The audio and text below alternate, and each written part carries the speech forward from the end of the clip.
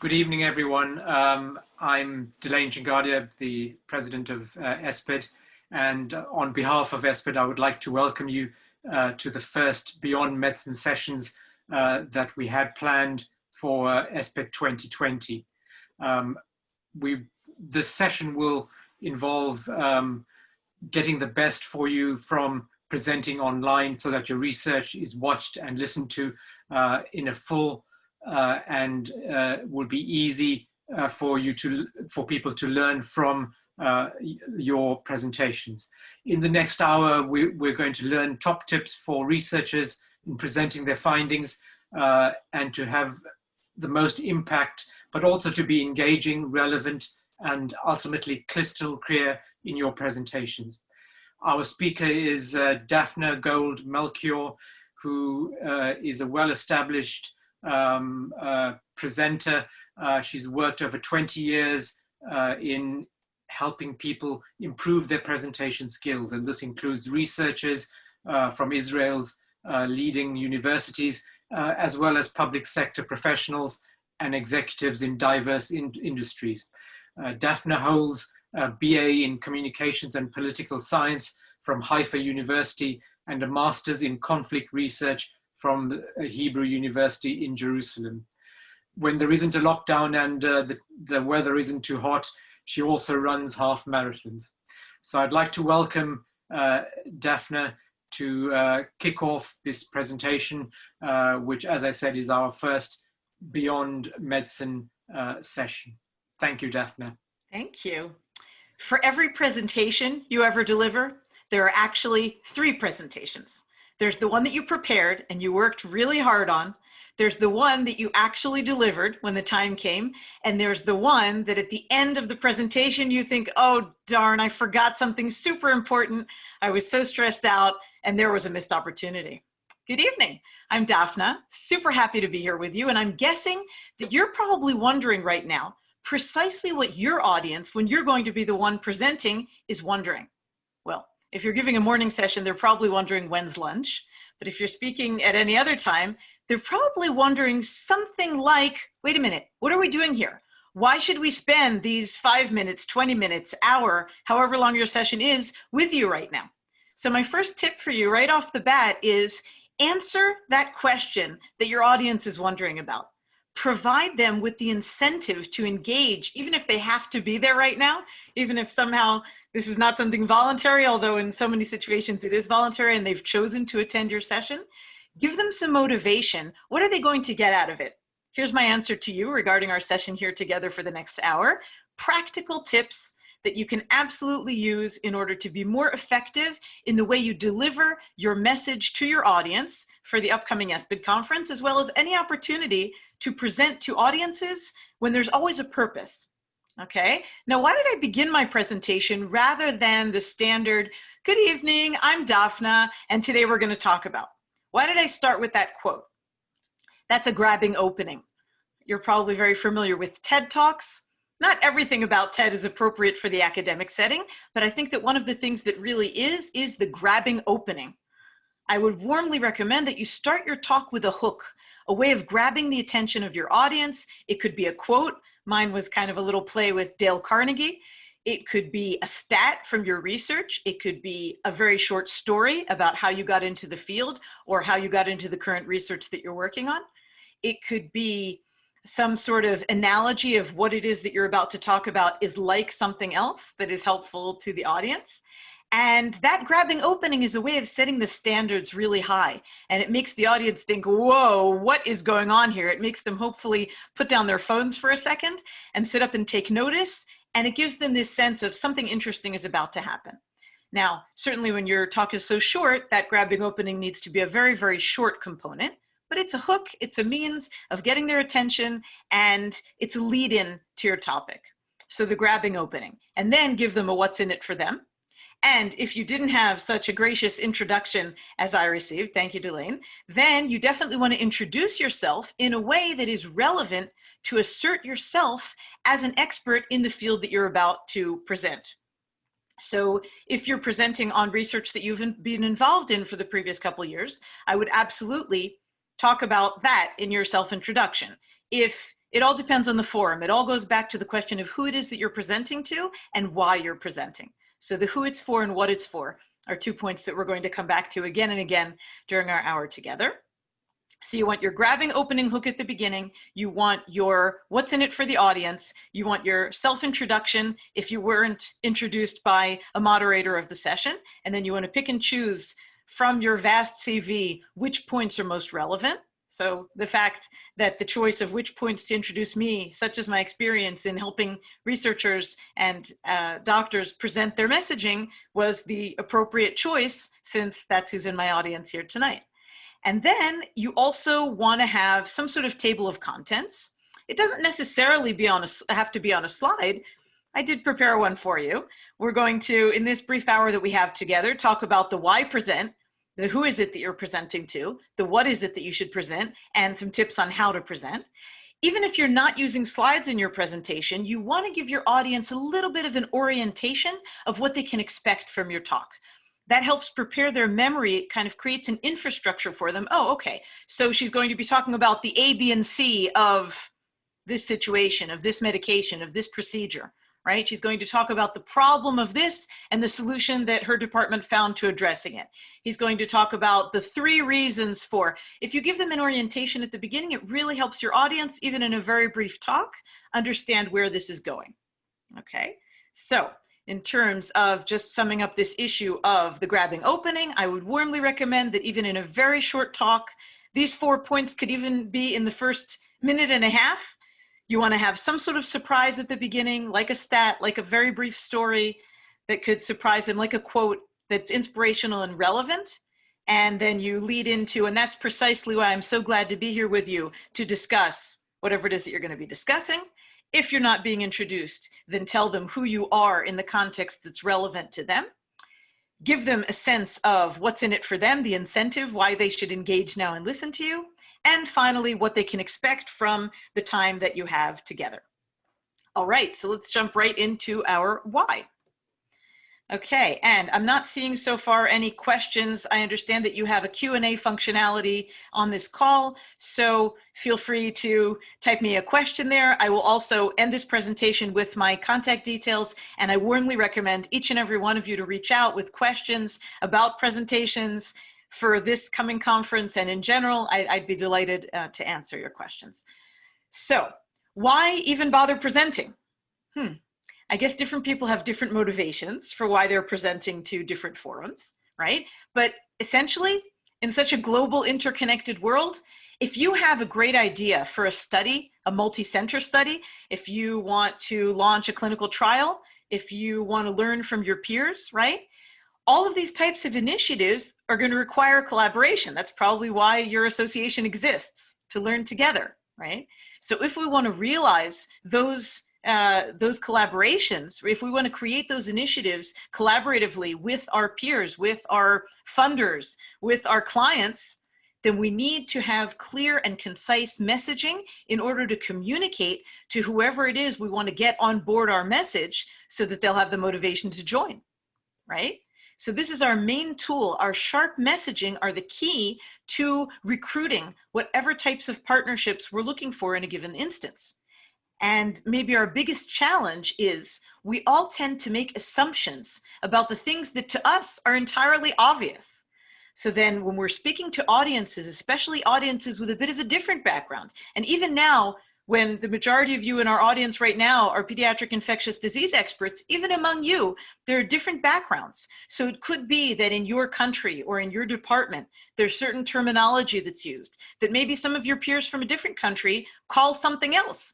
Whenever you have a doubt whether something you're talking about is entirely clear and mutual to the audience you're presenting, make sure to clarify it. The more clear you are, the more they can follow what's going on and the more they can partner with you on this initiative. Okay, now once you have clear the question of who it is that you're presenting, because that is such an important question, okay, you want to keep in mind. And these are 3 things that I would recommend that you always think about in advance of a presentation, any presentation. Who is it for? All right. If you are presenting at a clinical conference within your hospital or within your university department, what you're going to say is very different than if you're actually sitting with parents right now and talking about their child's situation, right? And both of those are very different from what you're going to present at ESPID to fellow colleagues with expertise in the same field, which would also be different if you were going to a conference of pediatricians that some of them were pediatric pulmonologists and some of them were, right, different areas of pediatrics from you. Then again, maybe you would change some of the terminology, maybe you would change the context, the flow of it, so that you would best serve that audience that you're speaking to.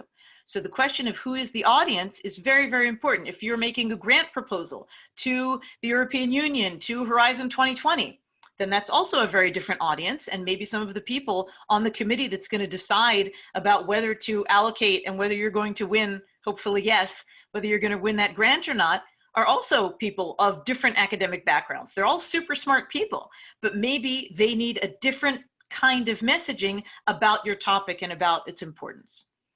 The second really important strategic question that you want to be asking yourself in advance of a presentation so that you are preparing it as well aligned with the specific audience you're speaking to is, why are you making the presentation? What is your purpose, right? So let's take that last example of the grant committee.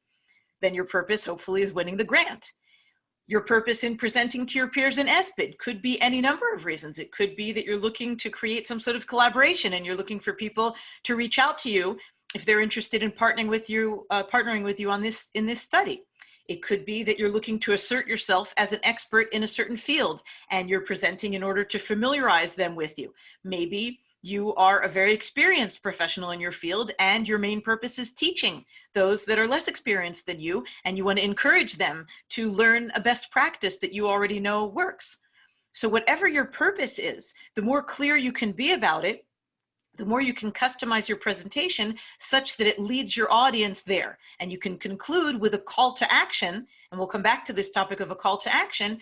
You can end your presentation with a call to action that explicitly invites this audience to act on what you've just invited them to do, which is entirely a function of the purpose, what it's for.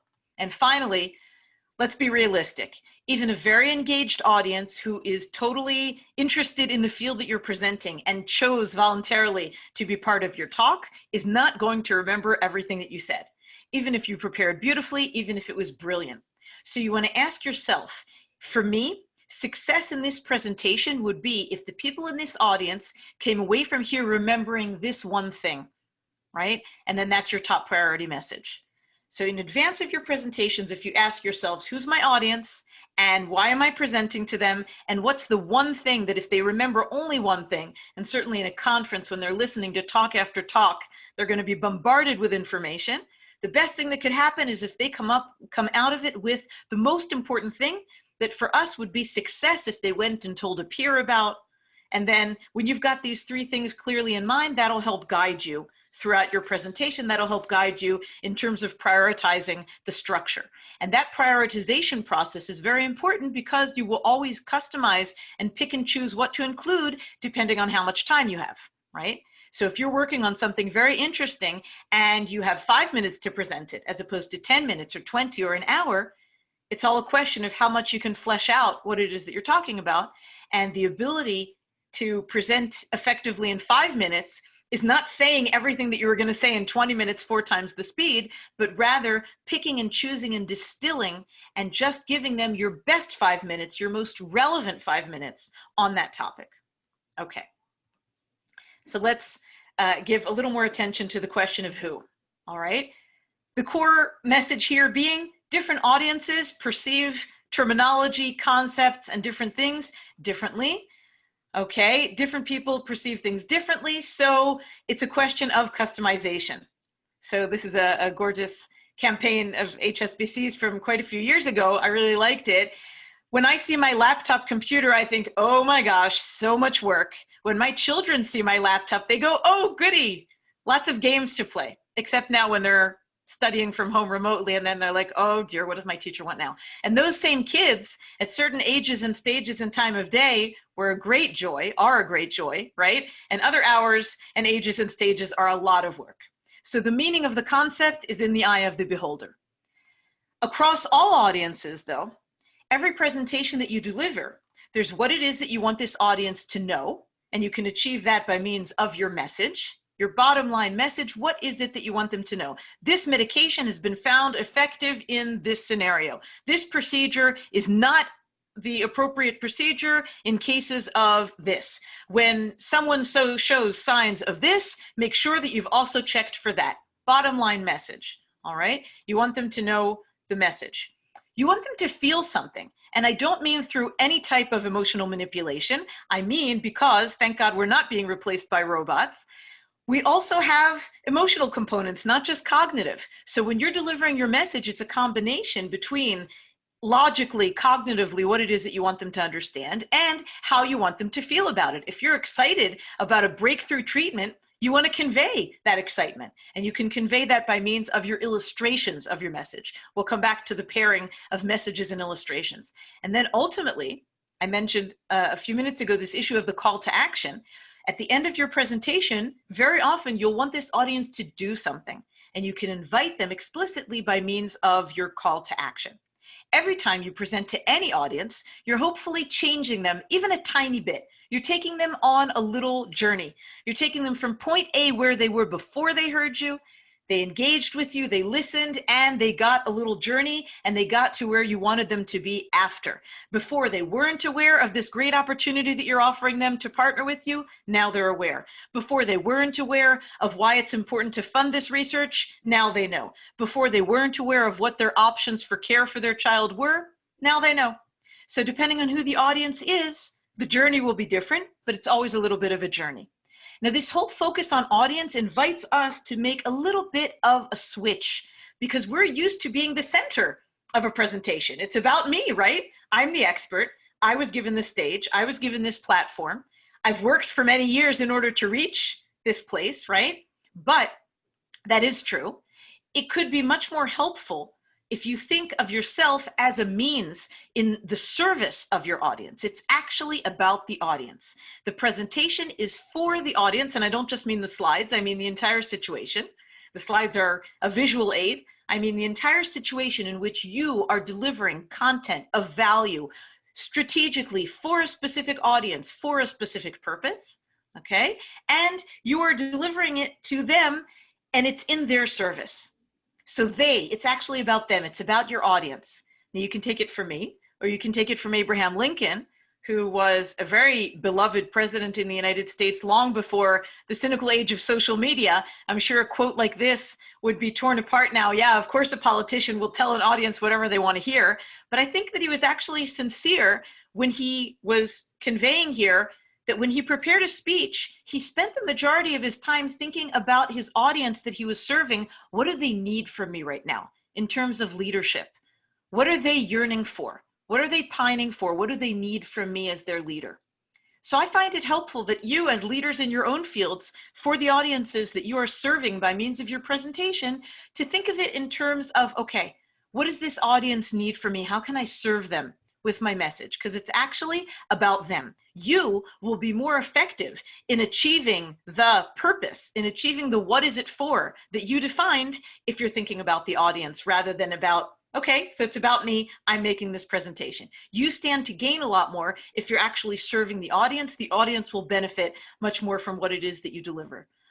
So how can you even find out who's in your audience? Well, coming up on this type of conference, you actually have the benefit of probably knowing pretty well who is going to be at the conference, because it's a pretty closed audience. You know who they are in advance. Maybe they're registering for your session. Maybe you can actually see a list of names in this case, right?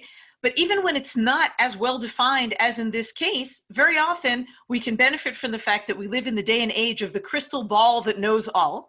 So if you're going to present at a conference or a forum that you're less familiar with, if they have some sort of web presence, a website of the conference or of the forum, if the people that are going to be attending have LinkedIn profiles, the more homework you do, that's kind of business intelligence, right, that you do in advance, the more you will come prepared. Okay, so here's the profile of some of the people who are the key participants in this forum, and then you can adjust your content, the level of the content in terms of the professional language and the disciplinary specificity.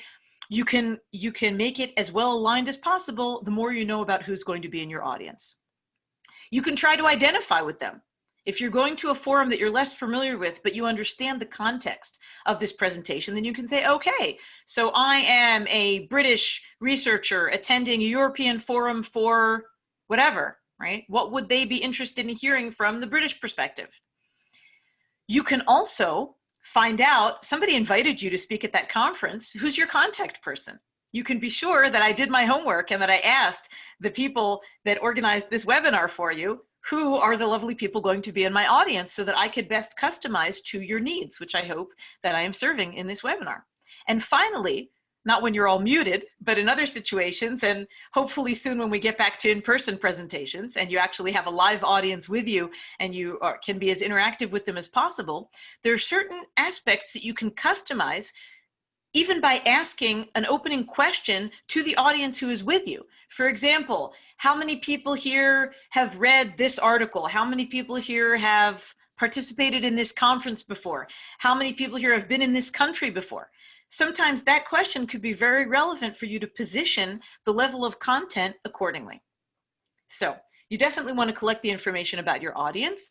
Ultimately, you want to try to get into their heads a little bit and see what is it that they're wondering. I asked you right from the start, what are you wondering? And I guessed and anticipated that you're probably wondering something from the family of, what do I stand to gain here? Because most of us wonder about all sorts of situations. Voluntarily giving our most valuable resource of time and attention, we're wondering, what do we stand to gain? Was this a wise investment on my part? They're also wondering, depending on who the audience is, who are you and what makes you qualified to speak to me about this topic? And do I stand to learn from you about it, given my own level of expertise in this domain? And that maybe is your biggest challenge when you are speaking to fellow peers who are experts in the same field as you. Then it's all about the innovation. It's all about what's your unique perspective on this topic that you share expertise in. So what makes you qualified? Why should I collaborate with you? Which is another form of what do I stand to gain from that collaboration? What's innovative about what you're presenting? What's not more of the same? What makes it unique? What impact will it have?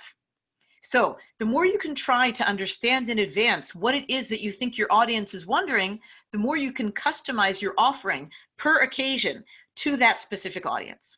So that's the issue of who is it for. Let's move on to the what is it for. What is the purpose of this presentation? In terms of, let's talk about the what in terms of what is it that you're actually presenting to them. We spoke at the beginning about what is it for. It is for whatever purpose you defined in advance. It is for them to learn. It is for them to partner with you. It is for you to land a great grant. So once you know that, so as a function of that, what is it that you should be presenting? And we said that you want to think about your top level message. How about if we define your message, let's use a working definition of your message, as your big idea in one sentence. One sentence? How on earth is your big idea about which you wrote a brilliant PhD dissertation that's 300 pages long, not including appendices, right? How are you supposed to limit that into one sentence? Good question. But it's about distilling if there's one thing that you want them to remember what it is, because you know very well they are not going to remember 300 pages, and in most cases, unless they're actually the reviewers, they're not going to read them either. So it's your big idea in one sentence. Now that you know a couple of insights about being specific to an audience, we can even qualify this definition a bit more. Your ultimate message is your big idea in one sentence that actually answers the question that you think this audience is most curious about. So if you've analyzed that the specific audience you're going to be presenting to are most curious because you are renowned for a specific method that you apply in your department, and they're most curious to understand what makes that method so successful in your department, what's the secret sauce, then if you present a presentation that focuses on the secret sauce to your method, you're going to have one happy audience. One happy, attentive audience, because that's precisely what they wanted to know. And we can't always know in advance what the audience is curious about. But the more we can customize, the more we can find out in advance, what does this audience want to know, then we can delight them with our message, and it will fall on very, very attentive ears. Now, how is the audience supposed to know that we've just gotten to the most important message? Well, that's a combination between what you're saying and how you say it. You can include your body language, you can include your tone of voice, and you can even say to them explicitly something like, if there is one thing I want you to know about this procedure, it's that It's most successful when done first thing in the morning. It's most successful when done with a team who is very experienced at working together, whatever your message is. So obviously within a presentation, you can't say about 5 different things. And if there's one more thing I really want you to remember, and if there are 5 things that I really, because they won't, it kind of loses the effect. It's true that in a longer presentation, you will have several main points, and then you basically emphasize your first point, and you make a logical link to go from the first point to the second point. I'll talk about that a bit later when we talk about structure. So you want your main message to be emphasized both in terms of what you say and how you say it. Now, if you have a 5 or 10 minute or 20 minute presentation and your message is 1 sentence, what exactly are you supposed to do the rest of the time? The majority of the time that you are presenting is actually spent on your illustrations. The majority of your presentation is illustrating your message. And I don't even mean in design. I don't mean with slides. Sometimes you don't even have slides. I mean with your words. The words that you can use to illustrate your message are the way that you stated your claim and now you're backing it up. And as scientists, very often that is going to be facts, right? And we'll get to facts shortly, but I want to show you some other options. I see that there's a question. I'm going to take a look at it. Can it be 3 big ideas? Thank you for that question. It can be 3 big ideas. If there are 3 big ideas, and if you actually have time to present 3 big ideas, and 5 minutes, for example, is not enough time to present 3 big ideas, in 5 minutes, maybe you could give them a taste. The 5-minute pitch is only an opportunity to get your foot in the door and whet the appetite of your audience to want to hear more. So in a 5-minute presentation, if you have 3 big ideas, maybe I would very briefly mention them at the beginning, and I would tell the audience, these are my 3 big points about this topic. Today I'll share with you the first. If you'd like to hear more about the second and the third, please reach out to me, right? And then you can give them your contact details. It's three main ideas are usually too much to cram into 5 minutes, and it would probably be better to elaborate on your main point and then be in touch with them later on about the other 2. Or you can pick and choose. Maybe it could be a series, and then there could be separate sessions dedicated to each one. In terms of illustrations, I warmly recommend another thing you could learn from TED Talks. And again, I don't necessarily agree with their tagline, ideas worth spreading. Not every single one of the ideas that you see on a TED Talk is worth spreading. We all need to apply our critical thinking and decide, is that an idea worth spreading, or is that just somebody who had this crazy dream and decided to make a talk out of it? And you guys are luckily evidence-based, so you definitely want to pick and choose carefully which ideas you spread. But the notion of storytelling is so relevant to all humans. It's such a great way of engaging and connecting, as I said before, both mind and heart. So you want to choose the story of why you set out to study this, or a case study that you find very compelling, or an example that you feel that that particular audience for this particular instance could really identify with. So you want to pick your stories carefully such that they are very appropriate to the audience, and you'll see it's so engaging. You could start with a story. You could bring the story in at a later point of your talk in order to illustrate what it is that you're talking about. Analogies and metaphors, very helpful to scientists. When you're trying to explain something to someone very intelligent but from a different field, and they're not used to that, and they don't know what that thing is, the concept, the procedure, the notion, if it's like something that they are used to, but here's what's different about it, that could be very helpful. If you're talking about a medication that has a similar effect to something that they are used to, it's like paracetamol for lowering temperature, except it doesn't have that component in it. It's like, right, this procedure, except we do it with local anesthesia. It's like this, but it's minimally invasive. So you can compare it to something, or you can compare it to something entirely out of the medical world, which could be helpful. Okay, I'm being told that some of the speakers have longer presentations. That's great. So if you do have longer presentations, all of these tips are very applicable to you. And then when we talk about structure, you'll see how you can include, if you do have several messages, then at the beginning you can say, and these are the 3 points that we're going to be talking about today, and you link them in a logical structure between them, and each one of the messages you'll want to illustrate. And you want to connect between a message and its own illustration, and then the logical moving on to the next message and its illustration. So rather than saying message, message, message, and then kind of mix all the illustrations together, you want to speak your message and illustrate it, and then a logical connection to the next message and illustrate that one too. Another way you can illustrate is, of course, very acceptable in academia, is quoting, right? Citations and maybe less predictions, but sometimes there's also predictions in the medical and scientific world, and it's based on evidence and on analysis of previous data. But certainly you could quote, the World Health Organization says, or ESPID has found that, or, right, whoever the head of your department, the head of your faculty, the head of your hospital, whoever it is who is an authority on the field that you are speaking to the audience that you are addressing, then you can use that quote as a basis to ground what it is that you're claiming. And finally, data, absolutely data. So a lot of your research includes presentation of data points. My recommendation would be prioritize. Present the most important data points, not a ton of them, because even experts in your field have difficulty taking in so much information at once. So you want to choose the most top-level priority data to demonstrate what it is that you're talking about now.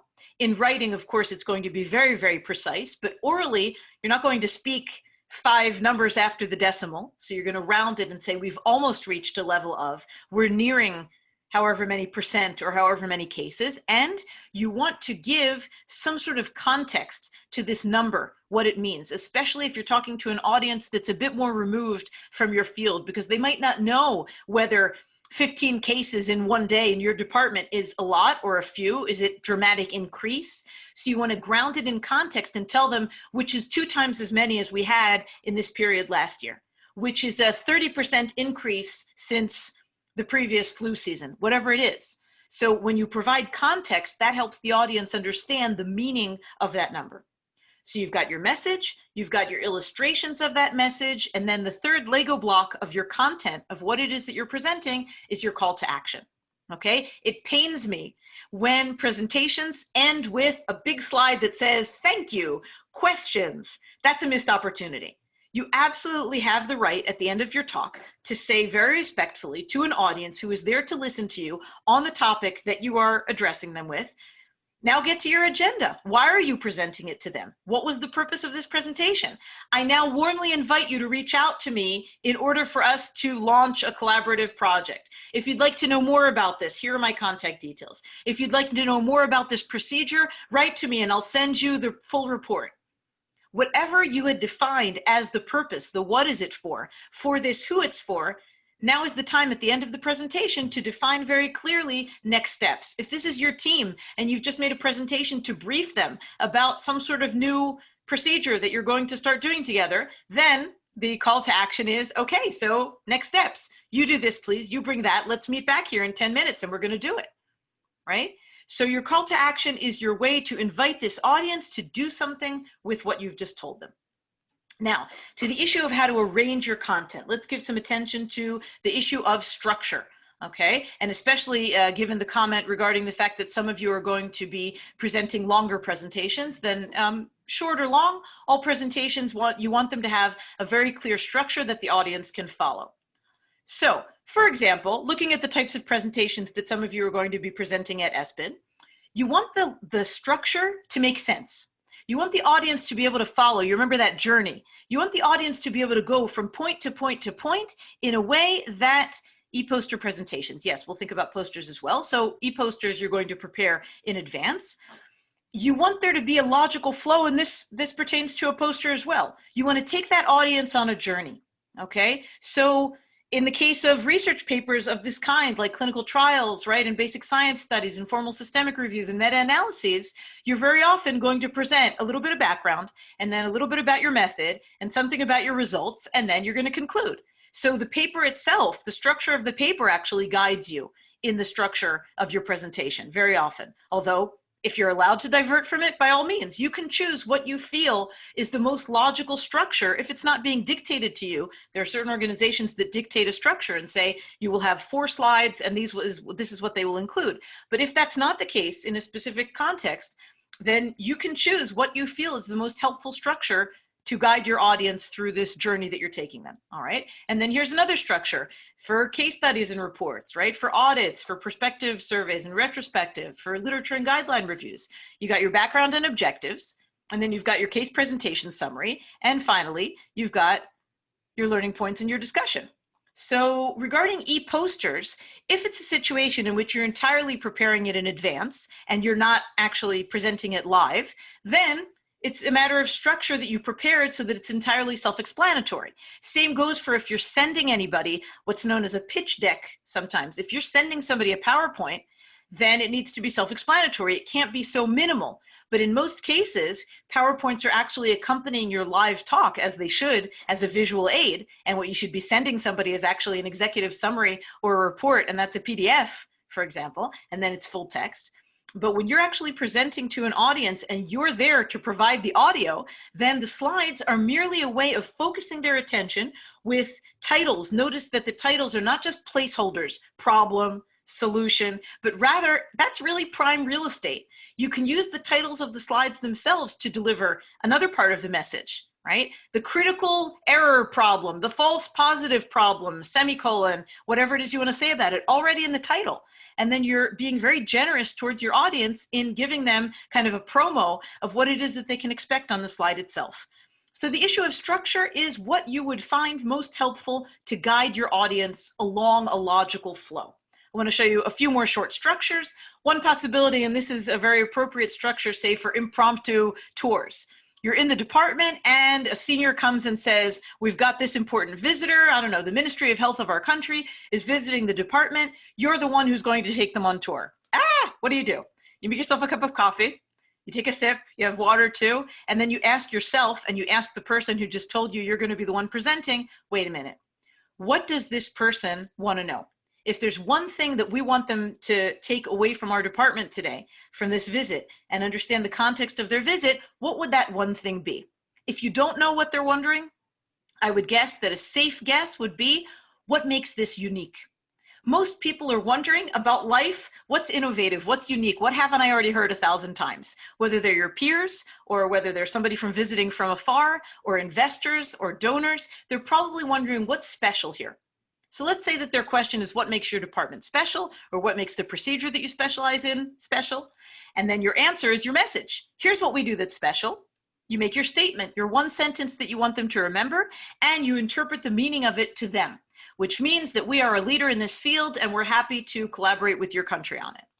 Okay, and then illustrate your message. You just made a statement, back it up, tell a story about it, give a case study, give the facts about it. All of those illustrations that we talked about, give them an analogy if they're not doctors or researchers. Tell them what it's like that they are familiar with. And finally, not just politicians need to repeat a brief message more than once if they want their audience to remember it. So as you just saw in the case study, in fact, what's unique about our procedure is, so you repeat your message a second time, and you invite them. There's your call to action. I invite you to collaborate with us. I invite you to reach out to us on this. If you would like us to send you the full report about it, we're happy to. Okay, so this is another structure that could be helpful. In general, I would say, ask your data, how would you like me to tell you to this audience? What is your organizing principle? Very often when we present an innovative startup, or we launch a new project, it's usually because we opened curious eyes on society, on a phenomenon, and we said to ourselves, wait a minute, in 2020, how is it possible that we're still doing this in such an inefficient, unequal, unjust, right? Whatever the problem is with the procedure, not accessible to everybody, wasteful, harmful towards the environment, horrible side effects. Whatever it is that's wrong with the way it's being done right now, then the logical structure for presenting a problem solution would be, here's the problem, here's the price that we're paying for the inefficient way that it's currently being addressed, and here comes our super solution with which we are going to address the shortcomings of the way it's currently being done. So the overarching structure of here's the problem, here's what's wrong with how it's being addressed, and therefore here's our solution, and then the whole rest of the presentation are details about the solution, how much it's going to cost, what it's going to take, what stage we're at, depending on who it's for and what it's for, is the continuation of your presentation. Problem solution. It could also be geography. Why is it that in this region of our country we're seeing this phenomenon, whereas in others it presents this way? Why is this country able to address it this way, right? COVID, how is COVID being addressed in different countries, and what are the different ways of the results that we're seeing? So sometimes geography is your organizing principle. Sometimes, as one of you suggested in the chat, maybe you have 3 points that you want to make. The 3 things that you learned about this disease, the 3 things that you learned about this population, the 3 things that you learned about. And then your organizing principle is, in fact, a numbered list. But keep it short, because nobody can remember the 75 things that you learned about, even though I believe you, you learned 75 things, but your audience isn't going to remember it. So you want to distill it down to the 3 main things that they learned, the 4, the 5. I wouldn't go much beyond 5 because it's just hard to remember. Maybe there's an event. Maybe you're giving a chronology, and chronological order is the organizing principle, but you want to emphasize the point at which something changed. So you give background and you reach that turning point, and from that moment on, with the appointment of a new director, with something new that you learned, with something that happened, right, with the outbreak of the pandemic, with whatever the event was that caused a change, that's the organizing principle of your talk. Maybe there's a new technology, and from the time that we started using this machine, this blood test, this means of diagnosis, this medication, this whatever it is, this device, right, that simplified matters, improved the situation, changed something. And scientists, every time you try to explain to a lay audience or even to a professional audience but who's not exactly in your field, if you're trying to explain some sort of process or procedure, your very basic flow chart is your best friend, and certainly us, the audience's best friend, right? Anybody can understand input, magic black box, output. What goes into the system, what happens within it, and what does it produce? That's a very generous way of clarity of helping your audience understand exactly what's going on. Now, your briefest type of presentation, and this would be for, say, the virtual cocktails that might be going on when you're introducing yourself to someone, is what you want everybody to know. You want them to know the name of the project or the study or the something that you're working on right now, and you're developing a something to help, who is it exactly, solve which problem by means of, and when I say secret sauce, I don't mean you need to have them sign a non-disclosure agreement in order to hear the end of it. I mean mechanism, procedure. How are you doing it? The secret sauce is the how, by means of testing, by means of hiring PhD students in our lab, by means of multinational collaboration. So this is the type of thing that you actually want everybody who knows you, your family, your friends, teenagers, elderly relatives, you want everybody to say something, to be able to say something more specific than, oh, they're a doctor, or even they're a pediatric infectious disease expert, if they can say all of that. You want them to be able to say something more specific, because all of them, in the best sense, are your ambassadors. They're all people who can connect you with different target audiences that you may have a really win-win interest in collaborating with. So the more specific they can be in explaining to someone else that they happen upon what it is that you do, the more they could be helpful in making appropriate referrals to you. So these were quite a few tips on what it is that you're presenting. You want to be very clear with your message, with illustrating that message, and with your call to action customized to the who it's for the purpose of what it's for, so that they remember that main message or a few messages in a longer talk. And you want to structure it in a way that is very, very logical for them to remember and to follow. With the remainder of our time together, I would like to focus now a few tips on the how to present. And the good news, in case anybody has ever told you that there are those that are born charismatic and they were born for the stage and the rest of us should just kind of stay in our labs, no. You tell them Daphna said, absolutely not. Presentation skills are a muscle. I don't know where exactly in the body, but it's a muscle that you can strengthen, that you can work on, that you can learn best practices, and that you can develop. Speaking of analogies as a way of illustrating, right? So just like not everybody is going to be a marathoner, people can learn and apply best practices and be coached in running, and given health, they can learn how to improve, and they can run a 10K and they can do it. Presentation skills are in that category. It's not either you've got it or you don't, it's a skill. And as a skill, there are best practices to be learned and applied, and you can pick and choose and customize what you feel fits you. The most important thing I want to tell you about the how is that you need to find your best authentic self. There's not one right way. It's not a matter of finding somebody that you think is an amazing presenter and copying the way they do it, because that'll seem inauthentic, right? That'll seem like you're pretending to be something that you're not. And you can be very soft-spoken and effective, and you can be louder and effective, as long as you're very clear with your message, The more you have aligned it to who it's for what it's for, your audience will receive your message. They will be happy. They will remember it. They will feel like you have respected them. Okay, great. So I was looking at the chat, but that was just a greeting from someone who has joined us. So welcome, welcome one and all. How about you perceive your presentations as an opportunity for a conversation with your audience? What does that mean?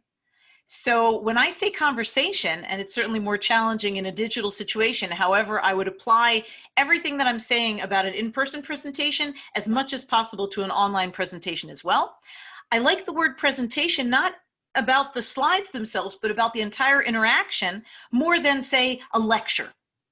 I think that most of us would prefer having a conversation and someone having a conversation with us rather than being lectured to and being a passive audience, even though unfortunately in the current digital situation, you guys are largely passive, but I'm actually imagining that you're with me in the room and that we're having this conversation together. And that's why I am opening the chat anytime I see that that flashes up. And again, I do invite you to continue this conversation with me, and I will give you all my contact details at the end of the talk. And a presentation as a conversation also kind of normalizes it. All of you know how to have conversations. So even if you're not experienced at making a presentation, guess what? Don't tell anybody. It's just a conversation.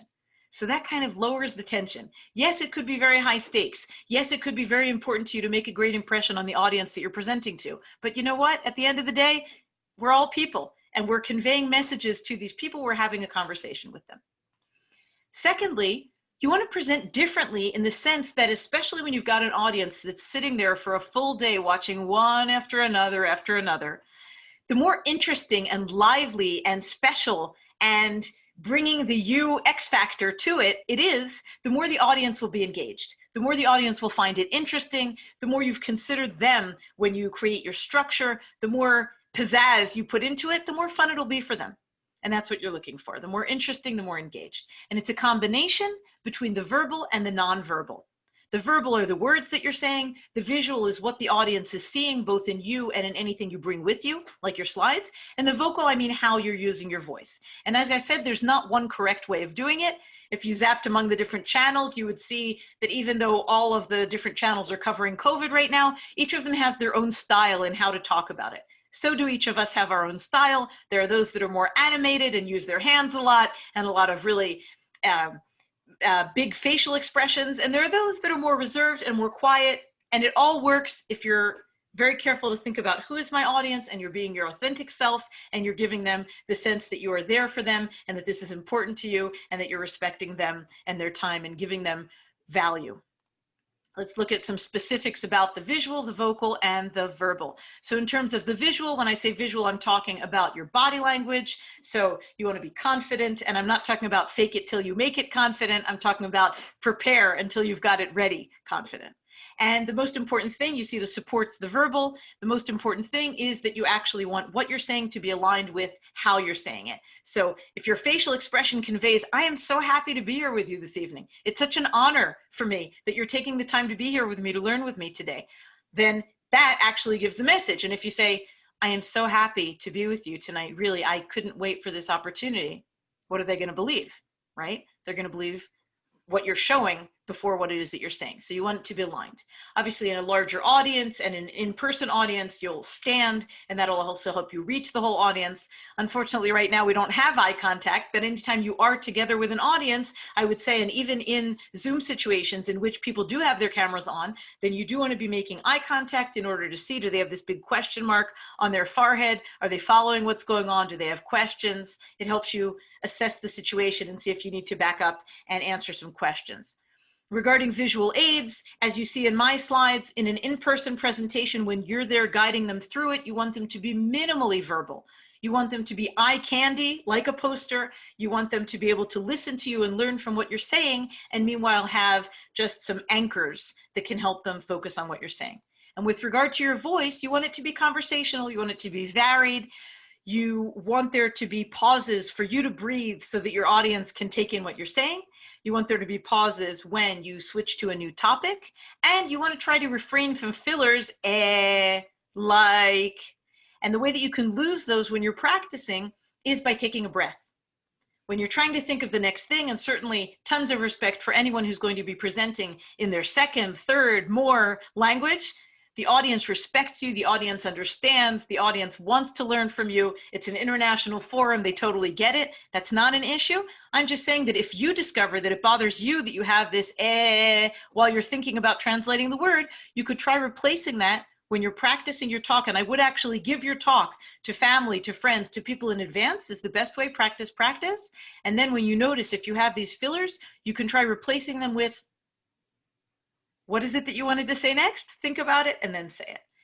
And then to recap the verbal that we spoke about before, the verbal is the Lego blocks of your messages, illustrated and ending with a call to action, all of them being focused on a specific audience.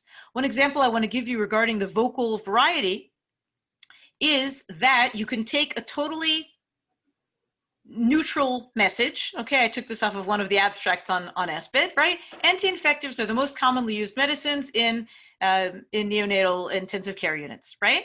So if that's a simple fact, it's got a period at the end of it. However, if what you're trying to say is actually make a very strong claim, and there's somebody who contends this point and doesn't think they're the most commonly, then if you say it with an exclamation point, anti-infectives are the most commonly used medicines in these units, right? That sounds like an exclamation point. And if it gives you pause, and if your study was actually maybe questioning whether they are the most commonly used because you've seen some that more commonly use a different medication, then anti-infectives are the most commonly used medicines in intensive care units? Really? I don't know, because by us, we're actually seeing a lot of a different category. So that vocal variety helps guide the audience as far as your intention. The other interesting thing you can do with your voice, and this is the last vocal point I want to tell you, is you can use your highlighter marker the way you would in a written text, that you would bold or red or underline something.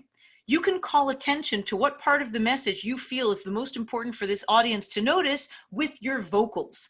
If the most important words in this sentence are the anti-infectives, then you can emphasize them and place the emphasis there.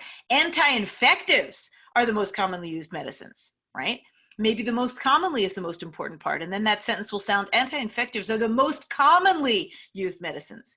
Maybe the medicines is the most important, anti-infectives are the most commonly used medicines, but there are different most commonly used equipment, right? They're the most commonly used medicines in the neonatal intensive care units, as opposed to in the pediatrics department, right? So you can choose which part of the sentence is the most important, and you can help the audience understand that you are prioritizing this phrase within a sentence with the means of your vocal cords, okay?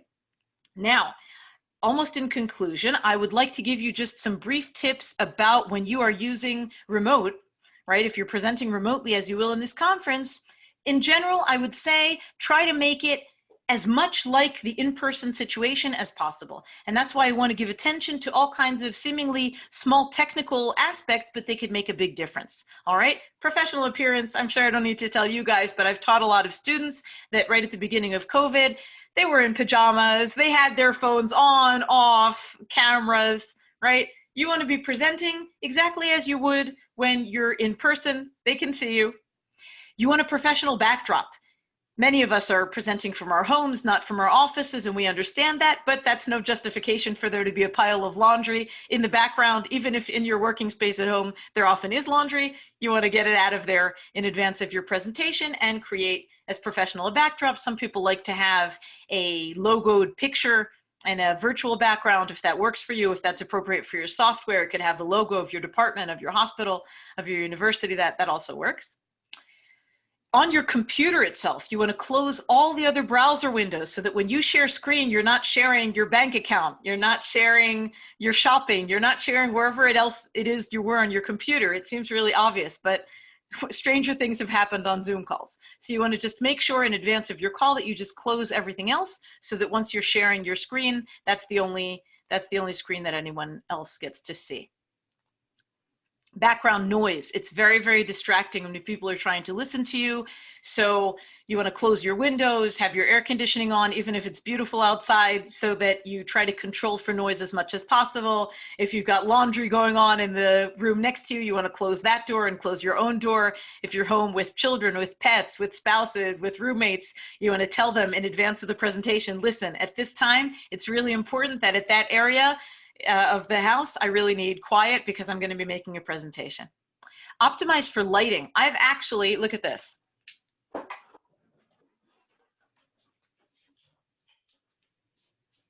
Okay, if I was making the presentation like this, it would not be as effective, would it? So I've got on both a room light and I've got a special lamp. I mean, just a regular lamp, but I've got it on in a way that, now the computer's responding to it, interestingly. So you definitely want to have a well-lit situation. It helps the audience. There, now the computer webcam adjusted to the fact that I just turned the lamp back on. So you want to optimize lighting. You want it to be very easy for the audience to see you. You want to manage the time and agenda as you would in-person presentation.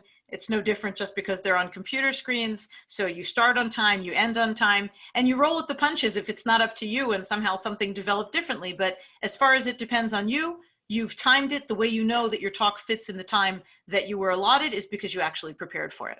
The question of recording. So per given situation, you'll coordinate with whoever the organizers are in advance. Will this talk be recorded? Will it be available online to people? As I understand it, this talk right now is being recorded and it's going to be posted to the site. So if you want to watch it again, if some of your colleagues from the conference weren't available during this hour and would like to watch it, we're making it available to them. You want to definitely tell the audience if they are participating in something that's being recorded that they will be recorded and you need their permission for it and where is it going. So that's on the issue of recording. Same goes for camera policy in a smaller forum. If it's actually something where you want the audience to be engaged with you, you want to define in advance, are their cameras going to be on? Is your camera going to be on, obviously, because you're presenting? If you've got a long day of presentations, try not to schedule them back to back. Because just like in person, when you're making these presentations, it's exhausting. And in some senses, it's actually more exhausting when you don't even have the energetic feedback of the people who are with you in this call. So you want to schedule breaks, you want to have time to eat, to rest, to move around, to get up out of your chair. If you're giving a presentation that's longer than an hour, I would definitely say schedule in breaks, make sure that people are moving around. You can include more interactive features that you have on Zoom, like the breakout rooms. You could have people break out into discussion groups and then come back to the plenary, and you want them to get up and move around. And as we've decided here, you can decide on a questions policy. Are you going to enable the functionality of people raising their hand? Are you going to have people throwing out questions in the chat? Are you going to enable them to follow up with you after the talk is over? But you want it to be clear, if there are tens of people on the call, then you don't want people just to be shouting out. You are going to have everybody muted so that for the benefit of everyone, the only audio going on is yours. And then that makes it easier for them to follow it. So in conclusion, presentation skills are a kind of juggling act, which is learnable. Okay, the balls that you're trying to keep in the air in parallel are the who it's for and the what it's for, the audience and the purpose, which you always know in advance who is going to be on this talk, who's going to be the audience in my seminar, in my presentation, why am I presenting it, and those two components will help you customize accordingly. You are going to bring your best presence, your best authentic self to the situation. You're going to have a clear message. When it's a very short presentation, it's going to be just the one. If it's a longer talk, you will have several messages. You will illustrate those messages with your best illustrations that can make that message very vivid to the audience. You can use stories, you can use statistics, you can use analogies, you can use all kinds of ways. You can use quotes from thought leaders in the field, and that way you can help the audience understand what you mean by that message. And you can end your presentation very impactfully with a clear call to action that helps the audience understand what it is that you're inviting them to do. So here's my call to action to you. I warmly, warmly recommend to you to reach out to me on LinkedIn, by email, that's even my phone. I would be happy to help you prepare. If any of you would actually like personal consultation with me between now and the conference, if you're new to presenting, or even if you're more experienced to presenting, but you have a growth mindset and you'd like to learn more, if any of the things that I presented today are something that you feel like you'd like some help customizing for yourselves, very happily, you're also welcome to reach out to me. I can send any of you an abstract with a consolidation of points from our talk today, if that's something that would be helpful to you to reference. I've consolidated it into 10 key tips that summarize a lot of the things that we heard about this evening. So I'm happy to send that to you, so you can totally drop me a line if you'd like me to send it. And at this point, I would like to wish all of you a very successful conference. I want to wish you and your families all over the world best health and wellness. I want to thank you for your choice of profession on behalf of myself and parents everywhere.